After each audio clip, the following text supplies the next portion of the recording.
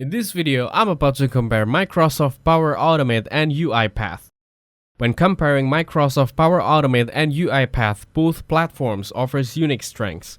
The pros include that Power Automate is ideal for organizations already using Microsoft products and looking for straightforward automation solutions.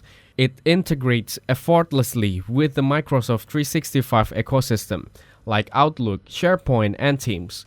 It is designed for non-tactical users. It allows individuals without coding skills to create automated workflows through a visual interface.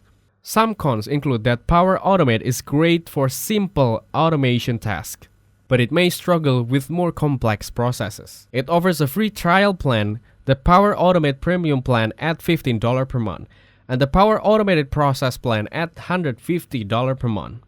The pros include that UiPath is better suited for companies that require advanced RPA capabilities and are prepared to invest in more complex solutions. It specializes in robotic process automation, providing a wide range of tools to automate. It offers more advanced features for developers, including AI generation and custom scripting capabilities. Some cons include that UiPath can be more expensive, particularly for smaller organizations or those with less extensive automation needs due to its licensing structures.